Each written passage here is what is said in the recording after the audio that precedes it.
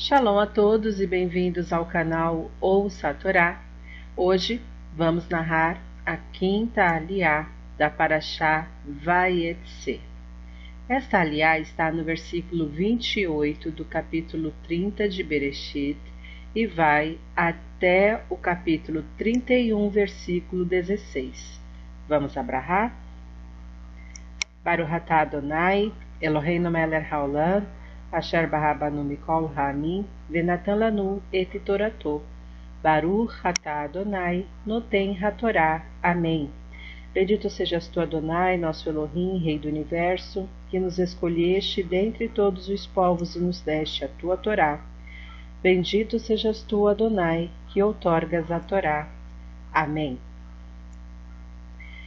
E disse: declara teu preço para mim, que o darei. E disse-lhe: tu sabes o que te servi, e como teu gado estava comigo, pois pouco tinhas antes de mim, e cresceu em grande número, e te abençoou o Eterno por minha causa.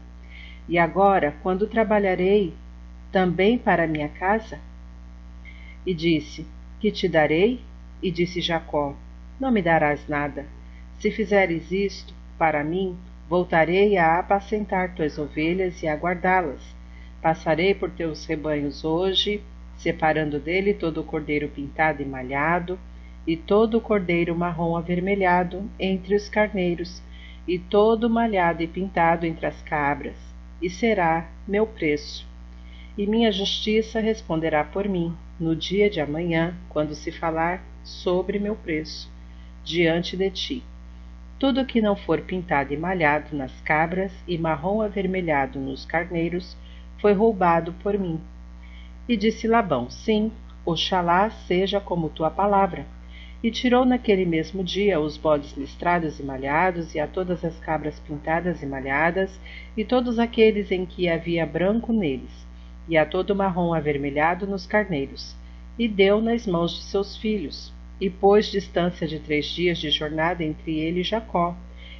E Jacó apacentava o rebanho de Labão, os restantes.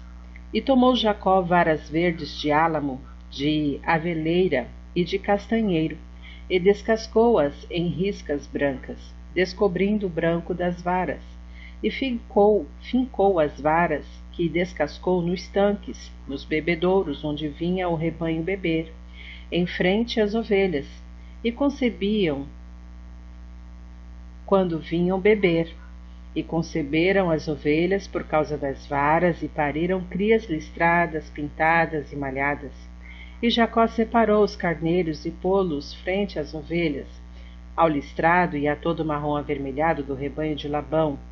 E pôs ele seus rebanhos separados, e não os misturou com o rebanho de Labão. E foi que cada vez que concebiam as ovelhas no seu tempo, punha Jacó as varas aos olhos das ovelhas nos tanques, para que concebessem pelas varas. E quando tardavam as ovelhas, não punham. E eram as tardias para Labão e as normais para Jacó. E fortaleceu-se o homem mais e mais, e teve muitas ovelhas e escravas e escravos e camelos e jumentos. E escutou Jacó as palavras dos filhos de Labão que diziam: tomou Jacó tudo o que era de nosso pai, e do que é do nosso pai fez toda esta honra. E viu Jacó o rosto de Labão, e eis que não estava para ele como ontem e anteontem. E disse o Eterno a Jacó: volta à terra de teus pais e para a tua parentela, e eu estarei contigo. E mandou Jacó chamar a Raquel e a Leá no campo para as suas ovelhas. E disse-lhes: eu vejo o rosto de vosso pai, que não está comigo como ontem e anteontem. E o Deus de meu pai esteve comigo. Vós mesmas sabeis que com toda a minha força servi a vosso pai. E vosso pai se riu de mim, e mudou meu preço 10 vezes, e não o deixou Deus fazer mal a mim. Se dizia assim: as pintadas serão teu preço, e pariam todas as ovelhas pintadas. E se dizia assim: as listradas serão teu preço, e pariam todas as ovelhas listradas. E separou Deus o gado de vosso pai, e deu-o a mim. E foi na hora de conceber o gado que alcei meus olhos e vi em sonho, e eis que os bodes que cobriam o rebanho eram listrados, pintados e malhados. E disse-me um anjo de Deus no sonho: Jacó. E disse: Eis-me. E disse: Alça, rogo, teus olhos e vê que todos os bodes que cobrem o rebanho são listrados, pintados e malhados, pois tenho visto tudo o que Labão fez a ti. Eu sou o Deus de Bet-el, onde me erigiste ali um monumento, onde me fizeste uma promessa. Agora levanta, sai desta terra e volta à terra de teu nascer. E responderam Raquel e Leá, e disseram a ele: Ainda temos para nós parte ou herança em casa de nosso pai? De certo, estranhas fomos consideradas por ele, que nos vendeu e comeu também nossa prata, que toda a riqueza que separou Deus de nosso pai é nossa e de nossos filhos. E agora, tudo o que Deus te disser, faze. Amém. Baruch atah Adonai, Eloheinu melech haolam, asher natan lanu Torat emet, v'hayeu lanatah betorreinu. Baruch atah Adonai, noten hatorá. Amém. Bendito sejas tu, Adonai, nosso Elohim, Rei do Universo, que nos deste a Torá da verdade e com ela a vida eterna plantaste em nós. Bendito sejas tu, Adonai, que outorgas a Torá. Amém. Vamos então aos comentários desta paraxá, iniciando do versículo 30. Minha casa. Minha casa significa aqui minha esposa e meus filhos. Deduz-se destas palavras que Jacó era um esposo e pai exemplar, que sempre pensa no bem-estar de sua família. A grande maioria dos judeus, como descendentes de Jacó, continuam seu exemplo através das gerações. Não me darás nada do rebanho que você já possui, pois aquilo que ajudei você a ganhar no passado, fiz em troca de suas filhas. Meu pagamento virá apenas do que nascer a partir de agora. Jacó, depois de 14 anos, já conhecia bem seu sogro. A proposta que fez era bastante vantajosa para Labão. Ele não lhe daria nada, e Jacó permaneceria trabalhando para ele. Além disto, todos os animais com as características determinadas no texto seriam separados do rebanho e levados para outro lugar. Jacó ficaria com os restantes e continuaria a apacentá-los para seu sogro, como vinha fazendo. Porém, os animais que nascessem com as características determinadas, estes seriam separados do rebanho de Labão e pertenceriam a Jacó. Nessas condições, Labão não tinha por que negar um acerto tão desfavorável para Jacó. O plano de Jacó é bem sucedido e Deus, milagrosamente, faz com que ele seja recompensado pelos 14 anos de dedicação a Labão. Nos próximos 6 anos, Jacó, agora pai de 11 dos 12 filhos que constituirão a nação israelita, cresce bastante, sobrepujando a Labão em posses. Este tenta atrapalhá-lo como pode, alterando as regras do acordo entre eles. Mas, em vão, a mão de Deus guarda e protege-o, conforme atesta Jacó, e não o deixou Deus fazer mal a mim, conforme o versículo 7 do capítulo 31. Sobre o capítulo 31, a partir do versículo 3, e disse o Eterno a Jacó: Durante os 20 anos em que Jacó esteve com Labão, Deus não lhe tinha aparecido nenhuma vez, e Jacó estava preocupado pela promessa que Deus lhe tinha feito de não abandoná-lo.